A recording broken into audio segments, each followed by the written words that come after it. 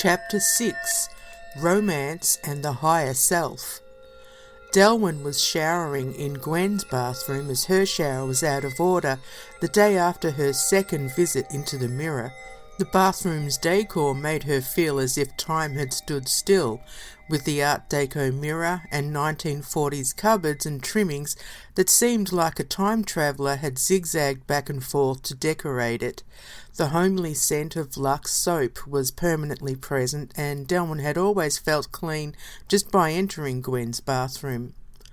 Gwen seemed to have a fondness for pale yellow, as though it represented a fragile sense of femininity or scrubbed young girls.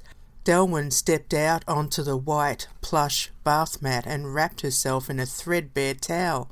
She wondered why her aunt was so haphazard in her housekeeping. Some corners were spick and span, while others were neglected. Some items were expensive and new, but others were cheap or old. Her own type of housekeeping had been the same before she capsized and triggered the divorce, but she'd tried to be a capable wife. How she hated that very thought, as Duncan had only been competent in some areas of their marriage. He'd worked and paid his share of the bills before her downfall, but he had scoffed at anything Delwyn had ventured into, particularly if it had been creative. When she'd been reading, writing or sketching, he'd consider it playing or wasting time, and he'd certainly never showed any interest in what she'd produced. She would only get approval from him if she'd cleaned the house, cooked, or organised some ratty corner. Even then he would offer guidance or nitpick in the same shape or form. Sexually he was below par, and she'd known that from the beginning, but had tried to be altruistic about it, reminding herself that at least he was a good man. The thing was, good had never really translated to friendly or compassionate, mindful or sweet. It had meant that he wasn't an ogre, or that he had been a trustworthy of sorts kind of partner who could be depended upon. Although towards the end he had let Delwyn know that his patience had run out, along with any kind of love that he might have had left for her. She often wondered if he'd ever loved her at all. Even at the beginning they had nothing in common, and she'd been bewildered with his invitations and flirtations. It had always come across to her as something happening to her rather than her being involved in a courtship or wooing. There had been nothing reciprocal about it. Like a moth, he had kept thumping his dusty wings against her blinking light bulb, and she eventually gave in, out of duty or peer pressure. Her family and friends had all said that he was a good catch, whatever that meant, but that would have denoted a setting of a trap, her trap.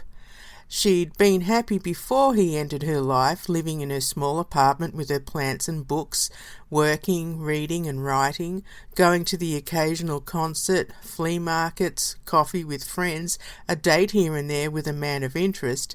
Back in those days she'd known passion, however short-lived.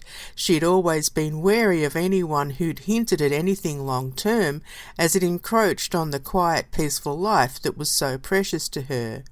It constantly annoyed her that Duncan had been the one to convince her to change her own rules, as there had been others far better suited who had wanted to make a life with her, even at her terms. She'd slammed the door on them out of stubborn principle and pretended pride. She'd let her guard down when Duncan came along. How and why she still didn't know. He'd been such a mediocre example of what she would normally go for in a man. As she brushed her long wet hair, she wondered if it had been his take-charge personality or his persistent reasoning as to why she needed him. No matter what, he had been an aberration, and she surmised that her slow descent into a self-imposed implosion was due to the fact that she had made a mistake and married him in the first place. Everything that came afterwards was her passive-aggressive way of telling him that she wanted out. He had killed all of her desires, her taste for life, her passions, or rather, she had let him destroy her passions, and she sabotaged their marriage as punishment. Looking at herself in the Art Deco mirror, she wondered what it was that Greg saw in her. Was it the girl he remembered from when they played together as children, riding their bikes, swimming at sea spray, or climbing trees. Even though she recognised her own attractiveness, her negative mind slipped to the thought of humans being slugs or maggots in the world, waiting to shrivel and die. She knew that this thought would plummet her back into a depression, and she didn't want to be a drag on her date with Greg. He had called and left a message on Gwen's answering machine the night before, but Gwen had gone back to bed after dinner due to her migraine still giving her grief, and Delwyn had been immersed in her journal with the recording of the events of her second trip into the mirror. She had drifted into a heavy sleep afterwards, which was luckily void of dreams, and woke up refreshed that morning, even though the journey into the mirror had been heavy going. She'd felt all day as though a huge weight had been lifted off her shoulders. She finished applying her makeup and ran into her room to slither into her black velvet dress. She was thinking of the mirror, and a twinge of annoyance pursed her lips into a grimace. Life itself was getting in the way of her explorations. Every minute outside of the dream world was time wasted, and of course the real world was a distraction. Even the fleeting thought of a sexual encounter with Greg was like a tiny drop in the vast ocean that was her desire for knowledge and experience in the dream world. But she knew that she had to keep up appearances and protect her secret world. She sprayed on the slightest amount of her favourite perfume, which was poison, and went to the front porch to wait for Greg. Peter was lazing in a neglected flower pot, so she stroked him under the chin, telling him to keep their shared secret. He purred in response. The evening was warm, but there was a slight cool breeze that scented the air with herbs from the garden, as well as occasional blasts of jasmine that came from around the corner of the house. The evening and the scented air put Delwyn into a hypnotic mood. Then she heard Greg's car coming up the long, dark driveway. She got up from the chair she was sitting in and smoothed down her hair and dress, realising that she was feeling a little giddy and that her erogenous zones were starting to awaken. It had been eons since she'd felt like this, and she was quite confused as she felt like a different person. As he pulled into view, she saw his handsome face beaming behind the windscreen, and she smiled and waved to him. That familiar pulse started a primal rhythm in her cells, and she almost laughed at the absurdity of it. In her mind's eye, she pictured Greg with his toothless grin and sweaty 9-year-old face swinging on the tire swing like Tarzan over the lake. Now he was climbing out of his car, a fully grown man, as strong as a lion, with his short-cropped sandy hair and green eyes flashing at her appreciatively. It was almost enough to make her forget about the mirror and the worlds behind it. "Hello!" he nearly yelled at her, obviously nervous but with an air of mischief. It was like the old days. "Hi, Greg," she said, walking towards him, trying to be graceful and ladylike. He made his way to the passenger seat and opened the door for her. They both laughed at how silly the whole thing felt. Once in the car, he turned to her and winked, making her blush as it was old-fashioned and dorky, but also because for some reason it aroused the girly side of her. "Well, like we agreed, we're going out to eat, to be proper." He laughed again, and then he continued, "So I thought we'd go somewhere boring, like the coach, for a counter meal." Delwyn smiled with relief and said, "Sure." She liked the idea of typical pub food for friends catching up, but there was also something adult about it. She could smell the overdose of cologne Greg had splashed on himself and looked over at his crisp city clothes and his fresh hair, carefully combed. She thought he was adorable for trying so hard, even though he didn't have to, seeing as he was terribly attractive even when sweaty and dirty in the middle of a hot workday on the farm. Still nervous, Greg continued with his chattering and said, "It's just that I think it would be nice to catch up, to have a chat, you know?" He took the opportunity to take a quick glance up and down Delwyn's body, which tensed under the scrutiny, but also tingled with excitement. Being a woman and a feminist at the same time made it difficult to appreciate being appreciated, even if for the right reasons. They drove towards Sale and chatted mainly about Greg's family and the farm, commenting on the mixture of old and new farms and businesses in the area. The further they travelled away from Magpie Meadows, the more anxious Delwyn felt, and she marvelled at the fact that she was so attached to something that was possibly a hallucination. Greg noticed her digging her knuckles into the seat. "Is everything okay, Del?" He followed his gaze down to her hands and forced out a small laugh. "Oh, yes, I'm sorry. It's just been a while since I've been out for dinner with a man." It sounded fake and stupid, and she looked sideways to see how he'd take it. He seemed calm, but concerned. "It's all right, Del. You know me. We're friends. This will be a nice dinner and a chat, okay?" She smiled and put her hands in her lap, doing her best to relax. When they got to the coach, it was filled with the typical country pub patrons, farmers and their families, either on their own or mingling with each other, or local business owners, the usual gamblers watching the football or horse racing. Delwyn and Greg went into a quiet corner with their drinks, deciding to chat for a while before ordering their meals. At first it was awkward for both of them, making small talk and glancing around the bar, darkened by dim lights and woodwork painted black. Delwyn made a few comments about the artwork, which consisted mainly of draft horses or memorabilia of times gone by, such as pioneers, tree felling and old townships. The smell of stale beer and cigarettes mingled with nouveau cuisine and old favourites. The sound of poker machines in the distance made it seem surreal for Delwyn, who was already trying to normalise herself with her growing desires, fading effects of her old medications, and the Campari and soda she was drinking. She started wondering if it was directly to do with Greg or just the fact that he was a male. When they got up to order their meals, an old soak yelled out, "Greg, mate!"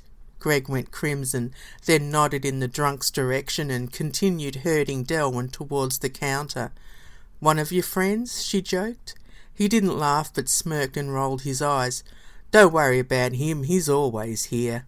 She glanced over at the bloated man, who looked like a marinated toad, but couldn't have been any older than 40. He raised his beer glass to her in a toast and winked before saying, "Hello, sorty. Feeling naughty?"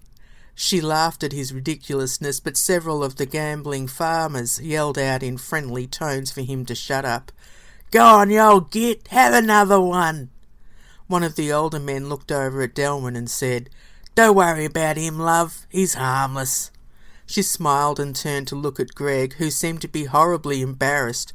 "Sorry," he said.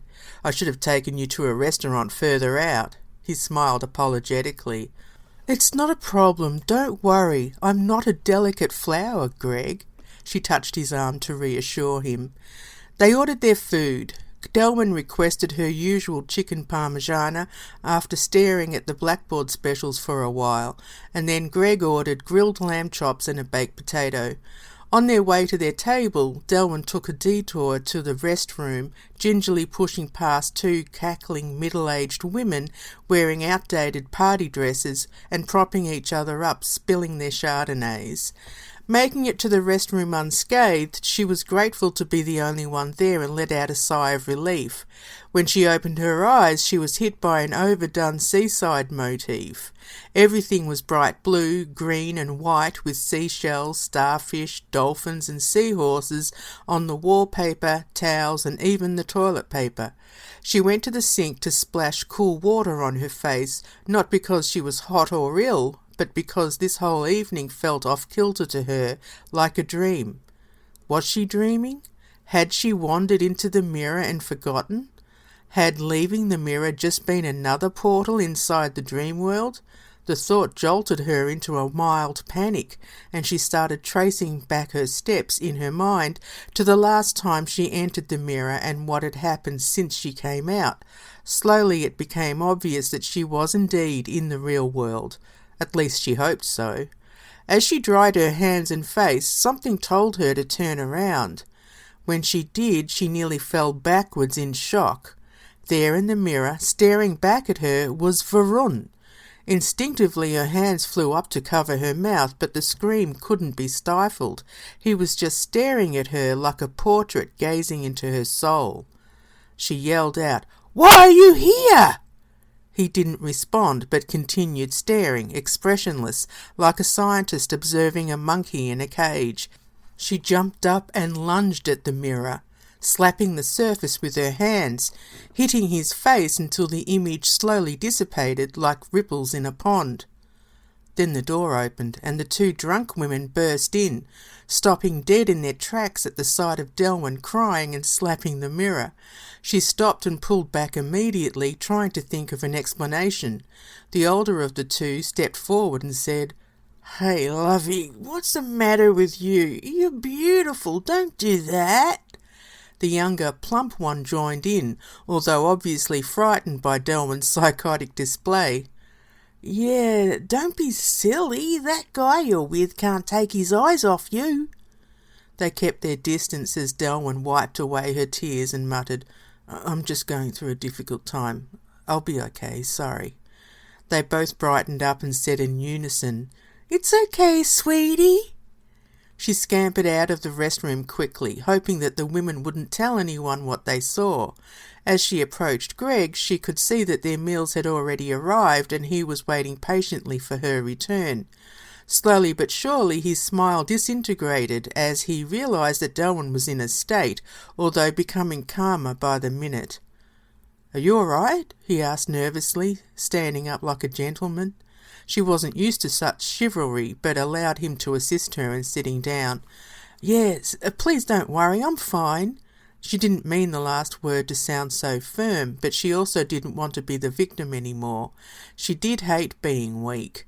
Even though she was a dreamer, she was sick of being the crazy one and hated seeing the same expression on Greg's face, the mixture of concern, fear, and maybe wondering if it was too late to back off. They ate dinner hastily and in relative silence after Delwyn lied and said that she'd had a headache and wanted to go home soon. Once in the car, she started apologising profusely, but Greg wouldn't have any of it. "Look, you don't have to say sorry all the time. I know you've been through a lot, and here I am barging in probably too soon. I should be the one apologising." "You don't understand," she mumbled, but he heard her. "I want to," he said earnestly, trying to smooth her hair away from her face, making her jerk away in shock at his touch. "Sorry," he said, dejected, withdrawing his hand. I'm not sure what I should do or say." "You don't have to do anything, Greg. Please don't feel responsible for me. I'm still a mess, you know." She tried not to cry, but the tears had a mind of their own and they streamed down her face freely. "Aren't we all?" He smiled at her, trying to make her feel more at ease. She shook her head defiantly. "No, you have no idea, Greg. I have episodes. I'm on medication." She glared at him, but saw only kindness and compassion. For some reason it wounded her to see it. She was used to seeing scorn and resentment. Those things had always been a comfort to her in difficult times. She'd always been able to count on Duncan's annoyance and bitterness. It had ensured her peace and quiet, the isolation she yearned for when she felt the world closing in. But deep down inside, somewhere in the darkness, she also yearned for the empathy that she could see in Greg's face that night, and her fear was that she and her craziness would easily destroy it. It would be devoured in an instant like a vapour in a tornado. He started the car and said, "Well, let's try this again some other time when you're feeling better, okay?" All she could do was nod as he drove off, and they made their way back home, but it wasn't long before he started talking again, changing the subject. "I remember when you used to come up with your dad on the holidays. We had some adventures, didn't we?" She appreciated his attempt to bridge the space that had grown between them that night. "Yes, I have some wonderful memories," she said, smiling at the side of his head, feeling foolish and childish in his presence. She watched him throw his head back to laugh, a deep, contagious bellow of a laugh. Geez, I'll never forget you conning me into painting ourselves white to protect ourselves against a nuclear blast. The adults were so pissed off." He reeled off one memory after another, picking on her for being a city girl, until finally they pulled into the long winding driveway of Magpie Meadows. Delwyn felt brave enough to share something with Greg, feeling sorry for spoiling their night. "You know, I've always had a love-hate relationship with this driveway. I mean, it's magical with its secrets and dark trees and bushes, but it's also scary, especially at night." "Yeah, but we had a lot of fun here, though, playing hide-and-seek pretending we were in a fairy kingdom." He laughed at the thought of the two of them darting in and out of the trees, Delwyn always wanting to be a fairy or a witch, and he always wanting to be a knight or a wizard. She remembered those days and felt sadness over having lost them, as though adulthood had interrupted their true life, the life she wanted to continue living. She knew that her escaping into unreality was evading adulthood and responsibility, but clenched her teeth against it stubbornly, like a child. Taking this thing further with Greg would be another foray into a tug-of-rope relationship, just like the one she'd had with Duncan. Regardless of her sexual or emotional needs, her need for escape was stronger at that moment, and the need for self-analysis was stronger still. The Dreamland offered the opportunity for enlightenment, more so than any therapy session she'd ever been to or could hope to achieve. Besides, there was no point starting anything with anyone until she was whole again, whatever that meant. As they pulled in front of her aunt's cottage, she turned to Greg, hoping she could explain as kindly as she could. "Hey, I've had a great night, and I'm sorry I cut it short." He smiled his too handsome smile, with his fine green eyes shining, and then shook his head. No, don't apologise. It was nice just spending time with you and catching up." She reached out and took his hand. "Greg, I have a lot to work out and a long way to go, so I don't want to leave you hanging or lead you on. I was alone for a long time before Duncan, then I stuffed that up. Now, with a broken marriage behind me and my head in a million pieces, I'm in no position to start any kind of relationship. I hope you can understand." Throughout all this, his smile didn't falter, as though she was proclaiming deep love for him. Frustrated, she asked, "You do understand, don't you? Or am I reading your smile wrong?" He squeezed her hand like a father trying to reassure a frightened child. "Of course I do, and don't worry, it's all good. I'll hang back, but I'll be there if you need someone to talk to."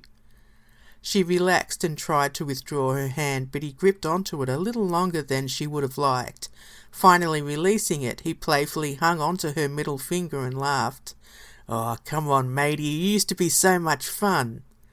She laughed a little, but felt somewhat uneasy with a man poking fun at her. She'd had enough of that with Duncan. After saying goodbye and feeling relieved that he didn't attempt to kiss her, she went inside to find Gwen asleep in front of the TV with her dinner tray still on her lap. Carefully, Delwyn slid it off without waking her up and carried it into the kitchen, feeling a small measure of accomplishment for taking care of someone else for a change. She went to bed feeling happy, with the buzzing of cicadas in the trees and the otherwise still night keeping her safe. Drifting off to sleep, she thought of Greg's eyes and hands roaming all over her, hoping that one day they could make it happen when her pieces were back together. Then she woke in a pitch-black place, aware that she was floating somewhere but no idea where. Everywhere she looked was as black as the darkest night. She tried to walk or run, but her feet were suspended and couldn't grip anything, as she was treading air.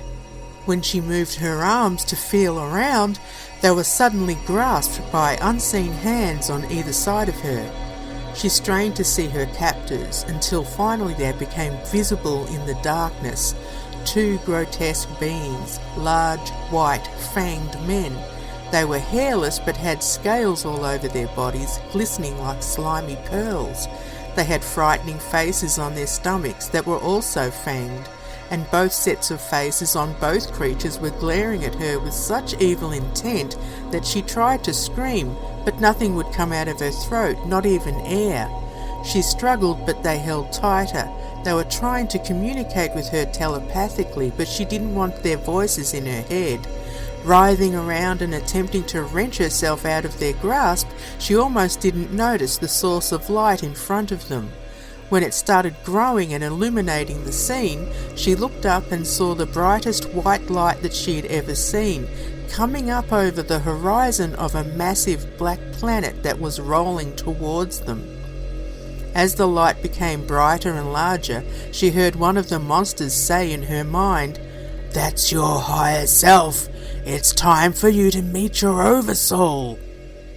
Then the other one said, also telepathically, "You need to discover what's behind the masks you wear, for others and yourself." She realized that on the one hand, the monsters didn't seem to mean any harm. They were trying to help her do what she had wanted to do for a long time. On the other hand, the light was so terrifying and the ramifications so fantastic that fear got the better of her. She struggled against them and screamed in her mind, "No, I'm not ready, please let me go." She looked at their faces. Even though they were still horrifying, there was something there that was kind, afraid, or maybe concerned in their eyes. She heard one of them say, "You must stay. If you don't, you'll regret it." Delwyn knew somehow that the words were true, but the fear at that moment far outweighed any regret she was yet to feel. "I can't! Please let me go!" The light was peaking and just about to break over the planet. So bright was the light that the planet was no longer black, but a dazzling white, almost with a silver sheen. With one last scream, "No!" and one last wrench from her arms, the monsters let her go. She woke up in her bed, sweating and screaming. Her aunt barged into the room with Suze and Dougie bounding in after her. Again the cavalry were coming in to save her. Gwen was dazed with sleep, but she grabbed Delwyn up in her arms. "Sweetheart, don't worry, I'm here." As soon as Delwyn realised what had happened, she cried even harder. She was regretting it, the chance of a lifetime, and she blew it, because of fear, always fear. The dogs jumped on the bed and tried to lick her face, but she pushed them away in disgust. She was more disgusted with herself. How could she have been such a child, like she didn't know the answer? Gwen hugged her and rocked her back and forth. "Do you want to talk about it, love?" She looked up at her kind, sweet face and thought better of making her predicament worse. How would it seem to let her aunt or the doctor think that she really believed she could commune with her higher self? Even if they believed in God, that was an acceptable aberration. No other gods before me. She shuddered with the hypocrisy. What would they think of her crying so bitterly over such a missed opportunity? She lied and told her that she'd had a nightmare about what a beast she had been. Gwen squeezed her tighter and said, "Oh, come on now. If anyone's a beast, it's that ice queen of a mother of yours. And that bastard husband. May he rot." "He wasn't a bastard," Delwyn retorted, trying not to laugh. She couldn't believe that she was defending him, though. Gwen was shocked. "Well, I'm sorry, love, but he abandoned you when you needed him most." This just made Delwyn collapse into a fresh batch of tears. Her aunt said a few more "ohs" before she went to put the kettle on for some tea. After Delwyn had calmed down, she wrote down the experiences in her purple journal, but wasn't sure if what had happened was an OBE or astral travel episode, or even a narcoleptic episode. Maybe it was neither. Maybe it was real. What if it was? She asked herself. She decided that she might try to discuss these things with Varun, even though she was still confused as to why he would tease her by showing up in the mirror at the pub the night before. Gwen announced that she was going shopping after the milking that morning and asked if Delwyn wanted to go with her, but she declined, begging off with a pretend headache. She was thinking about the mirror and wanted to go back in as soon as possible. It wasn't long before Delwyn was showered, dressed, and ready to go back into the mirror the morning after her date with Greg. Her mind was still reeling from the intense episode she'd had with the missed opportunity to meet her higher self. She waited impatiently, tidying up the already clean kitchen, as Gwen dawdled about getting ready to go shopping. As she watched her get into the car, Delwyn took some washing to the laundry and got ready to shoot off to the flat when Gwen suddenly slammed the car door and came back inside, muttering about how forgetful she was. As Delwyn continued gathering clothes up from her floor, Gwen bustled in and exclaimed, "I never asked you how your date with Greg went." She couldn't help but love how adorable her aunt was, but corrected her by saying, "It wasn't a date, we're still friends, we had dinner and caught up." Gwen winked and started heading out the door. "You never know, love." Delwyn forced out a laugh, mostly to help catapult her aunt on her way. When the car had disappeared down the driveway, she slipped on her sneakers and made sure that Peter was inside. She didn't want a sidekick this time.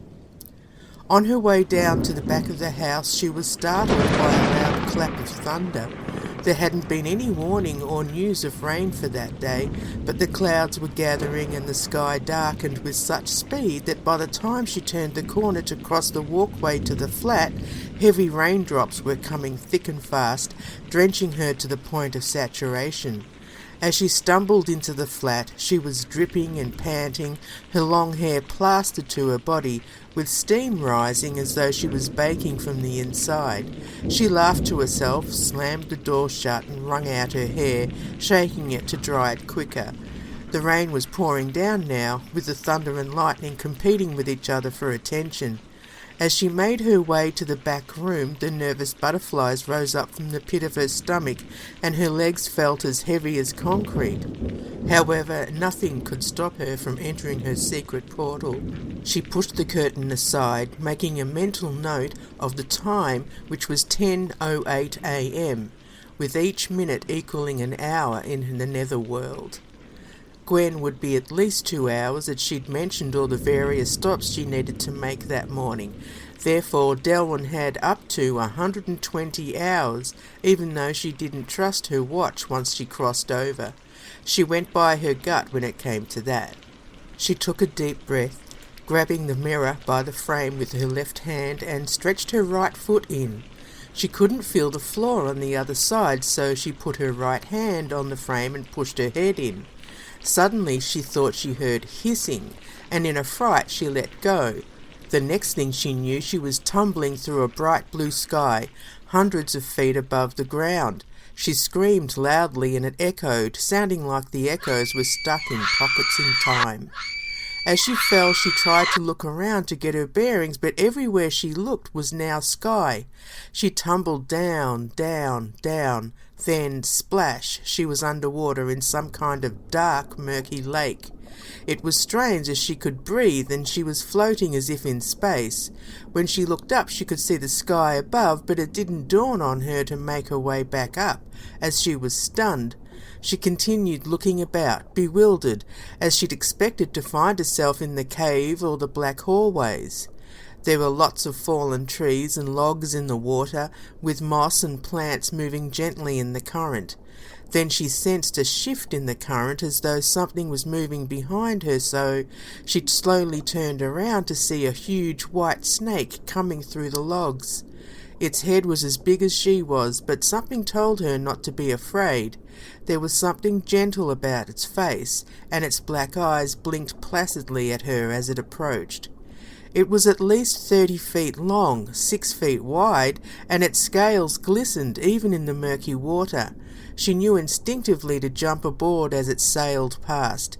She wrapped her arms and legs around it and inched her way onto the top of its back.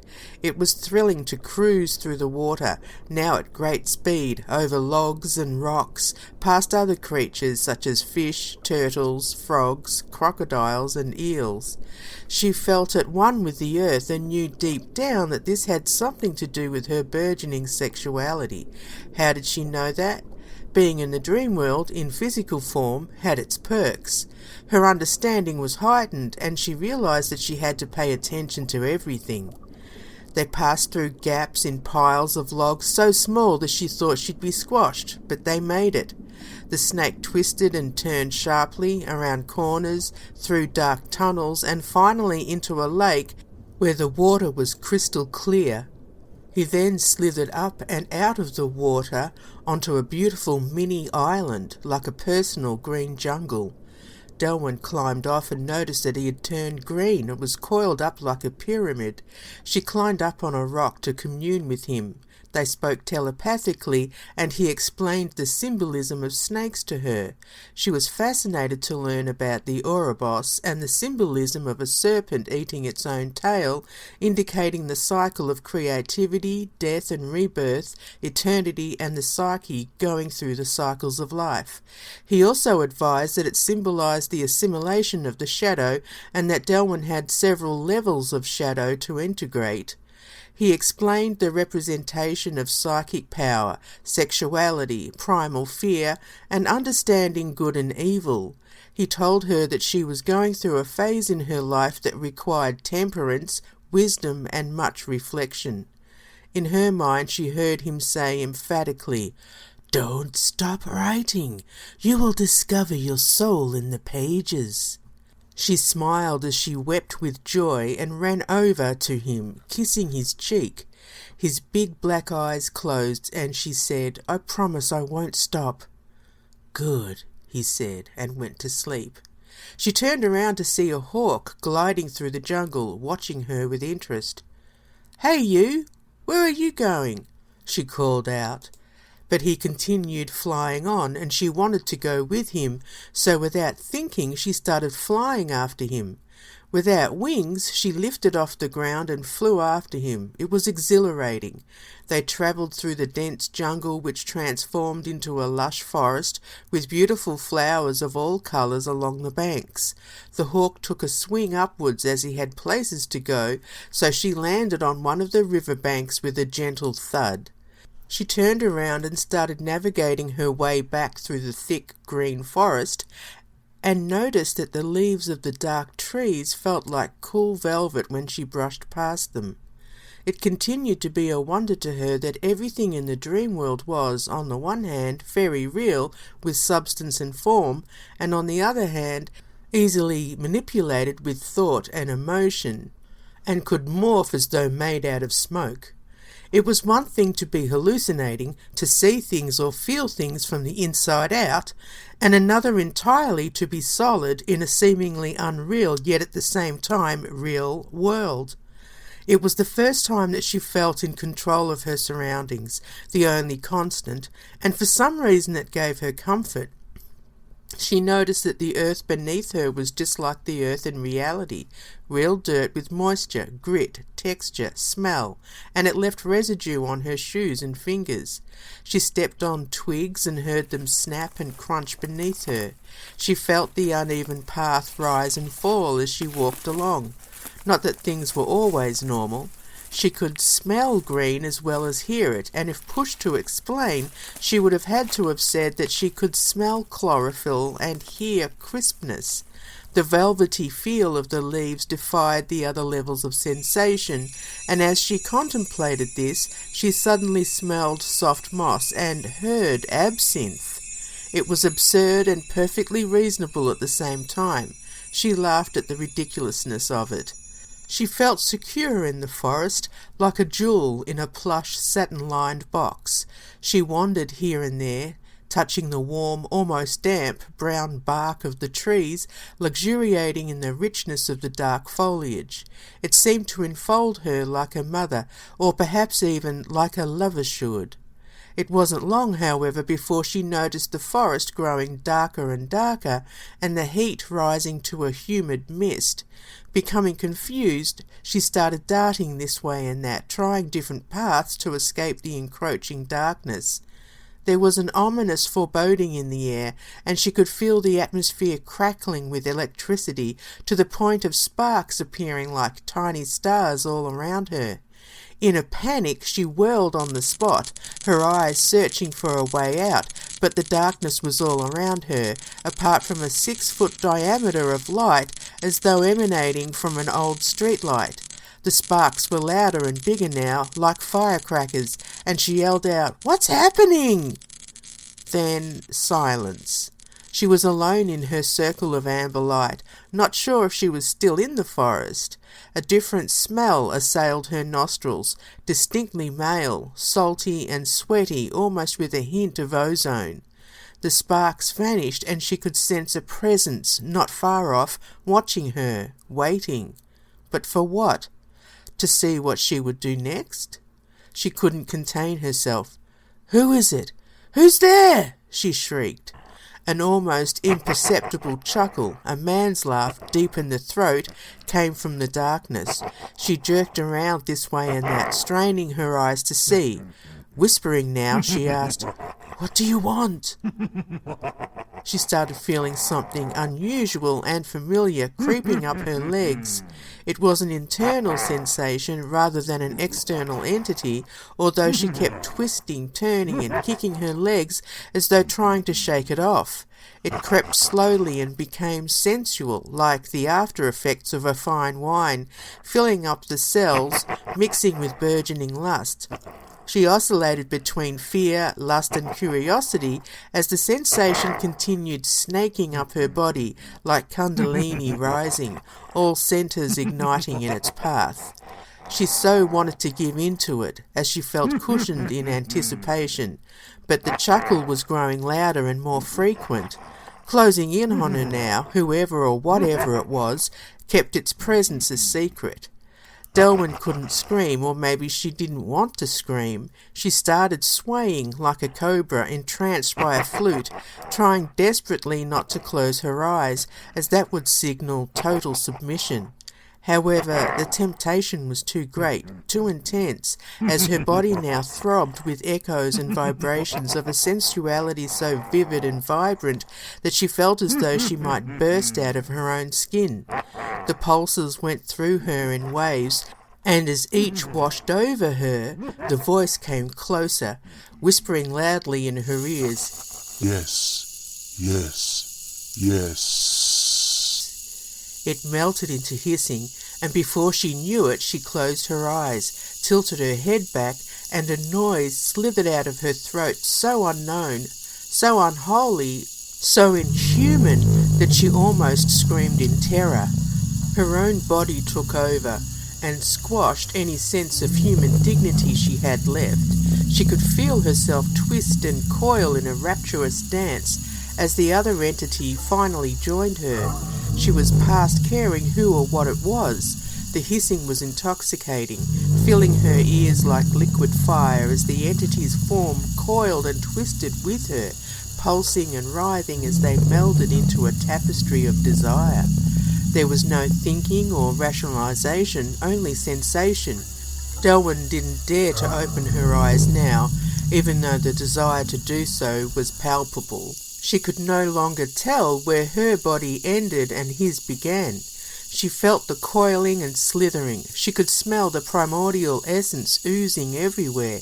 In her mind's eye she saw fire, red, orange, yellow, flashes of lava. She also saw frothy spermatoza, juice, mud, and crashing oceans. The imagery was staggering, and her body was racked with the most intense pleasure she'd ever felt. It was then that she sensed huge, hot scales moving over her skin, wet and gripping. She didn't care, but she wanted to see. The hissing was now deafening, and she felt as though it was so loud that it could have blinded her as well. But she forced her eyes open and saw a huge, fiery snake spiralling around her, and that she too was a snake, white with the heat of lust. This image jolted her back to her senses, and she screamed so loud that it shattered the hissing and the scene into a million pieces. She fell to the ground, human again, with a million pieces, like fiery hail, falling all around her. She had broken the spell, but already she was regretting having done so. Was fear always going to cripple her from experiencing great joy? But where could that experience have taken her?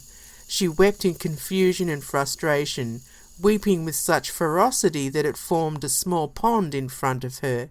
She knelt in front of the pond with no trace of the serpentine tornado she had just participated in. Now it was just an empty field, void of flowers or trees. She wiped away the tears and looked around. It took her some time to remember that she was in the Dreamworld. Then she looked down in the pool of tears, and instead of seeing her own face, she saw Duncan staring back at her with a bemused look on his face. She then heard far off in the distance the menacing chuckle that had enticed her into the sexual maelstrom that had occurred just moments before, and she reached out and angrily swished the surface of the pond with her hand. It seemed more like Quicksilver, but his face disappeared, only to be replaced by Greg's kindly visage, not mocking, but still somehow holding her to ransom. In a temper, she got up and jumped with both feet into the pool, which transformed into a muddy puddle. The chuckle then became a raging, mocking laugh. Even though the laughter was still far off in the distance, she began running, angry now, too mad for tears. Ahead of her was a grey, two-storey house which she made a beeline for. She stormed through the front door, slamming it behind her in a temper. She was furious that her secret world had turned on her, yet again forgetting that it was essentially a reflection of her inner psyche. She stomped through the dark living room, not bothering to take note of anything, as Varun had suggested. She was going against the rules, even though Varun had said that she could play when she returned. At first, she made her way downstairs to the basement, not caring that it might hold danger or at least unpleasantness for her. As she went down the stairs, she didn't notice Varun in one of the paintings, frowning out at her for acting so childishly and wasting time. He knew that she had a rudimentary understanding of dream interpretation and symbolism, and that everything that had happened and would happen was something she could decipher if she bothered putting her mind to it. Here she was, exploring a house representing the mansion of the soul.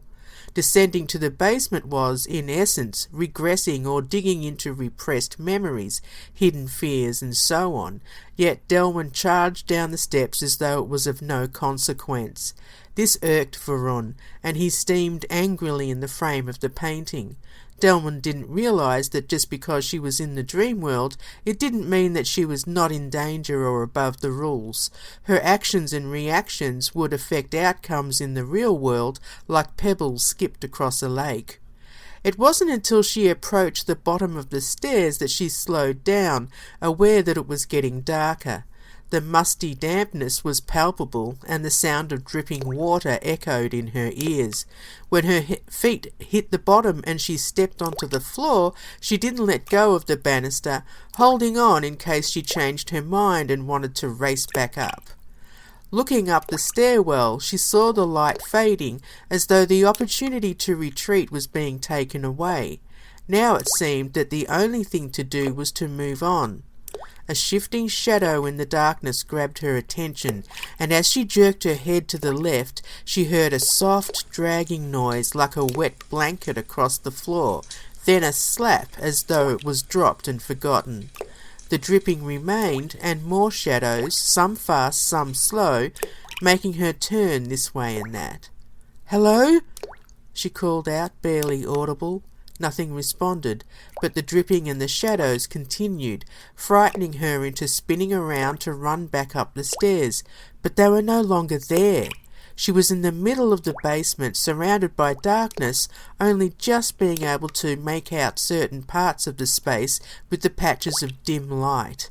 In the distance were large crates and boxes, stacked up against the walls and scattered across the floor. The basement went on forever, with corners and doorways that seemed like a collection of portals to who knew where, but she didn't want to find out. Petrified with the noises and shadows, she yelled this time, "Hello? Who's there?" Still no answer, but she screamed when she saw some of the boxes fall over, as though pushed by an unseen force or vengeful spirit. Without waiting to see who or what it was, she turned and bolted, not knowing where she was going, but anywhere away from whatever had pushed the boxes over was where she was headed. She ran for ages, searching for an exit, jumping and tripping over boxes, slipping on wet patches and slimy things that she hoped weren't animal or human, to no avail. The basement was never ending. When she reached a doorway or entrance to a passage, it was darker than where she was, and her fear prevented her from entering. She was about to stop to catch her breath when she heard the familiar hissing.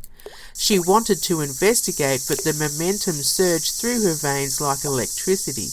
She kept wishing that she could wake up, but remembered that she was awake and physically present, so she'd have to escape in person, for real. But what portal? Where was the mirror? She had been distracted by the snake and had travelled far from her entry point, and even that had been the sky. She wondered if she should just go through another mirror in this world. Even though it hadn't worked during her second visit, there was no possible way she could get back up to the sky unless she had to fly. She spun around and decided to go back, no matter what was waiting for her. Maybe she would find the stairwell, go upstairs, and find a mirror to see if it would offer the opportunity for escape. With a flash, the basement was illuminated with a blinding green light, and she skidded to a halt, almost tripping over her own feet. "Having fun?" The hissing was louder now, and it dawned on Delwyn that it was Varun. She had been confused with the hissing from her earlier encounter, although it had been quite different to Varun's sound, which probably had something to do with the sensual nature of it. Varun's was less organic and more like an annoying gas leak. "Varun!" she said, beseeching him, finally glad but perplexed as to why he was taunting her. "Where have you been?" The basement was now lit brightly enough to see all the corners, but it was no bigger than any ordinary basement in any ordinary house. "I'm always here, Delwyn." She twisted around, trying to locate him, but his voice seemed to come from everywhere at once. "Where are you?" she demanded, frustrated with his parlour games. She then saw him rising up from the floor, like a ghost, this time the deepest emerald green, and his eyes were the colour of the sun. He hovered above her, arms folded across his seahorse chest, obviously annoyed. "You're wasting valuable time. Always wasting. Such wasted gifts on such an unworthy soul." The flares from his eyes hung around his head for a moment, like translucent clouds, golden and fiery, with the haze and heat of a furnace. Delwyn didn't know entirely what he meant, but chose to be smart enough to get out of whatever mess she was in, doing her best to placate him by playing the innocent. "Please help me, I lost my temper. I'll do better, I promise." He smiled, or was it a snarl? "But there are so many lessons here in the dungeon, just waiting to be discovered." With that she heard creaking doors, the heaving of things out of water and latches being ripped open. She panicked, saying, "I'm not ready, not yet. Can't I go somewhere else in the house?" Trying to buy time, she was hoping for a bathroom or bedroom where there should have been a mirror. She had no idea how much time had gone by and didn't want to risk being discovered in the real world. "Always running, running, running." He studied her for a moment, stroking his chin in contemplation, the hissing subsiding to the point of a subtle swoosh. "No matter where you go, you will have to accept the shadows. They follow you everywhere, Delwyn." The creaking, heaving, and dripping noises intensified. I know, I'll do it. Any other room." She saw a white flash like a smart bomb, and she was suddenly standing in a kitchen. She lurched this way and that to locate a mirror, but there were none. The windows were not reflecting, and neither was the glass in the cupboard doors. She opened up some of them, looking for saucepans, but they were all black cast iron. She didn't think of running out to look for other rooms. Finally she saw a long carving knife and saw that it was reflective, but she couldn't see herself there. She touched it, but she didn't get zapped into it as she hoped she would. She turned it back and forth until at last she thought she could see herself, but dread prickled the hair on her neck and froze the blood in her cells. It was her mother standing behind her. Even though she knew she was in the dream world and that it wasn't supposed to be real, she was sick to the stomach and didn't automatically put the knife down. She heard Varun cackling somewhere far away, and she scowled with resentment.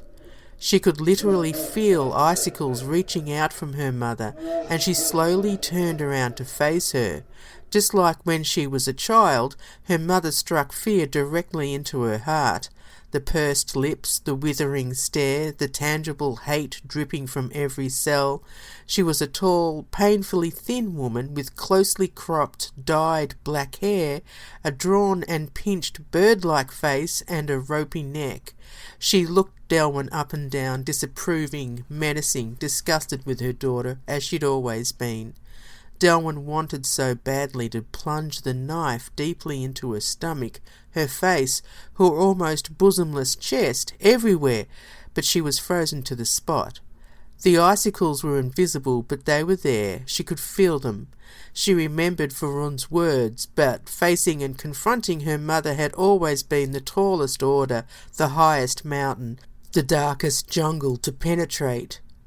The hate was so thick and deep, and the pain was so strong and old, that the fear had mutated into a sound so loud that it pierced her ears.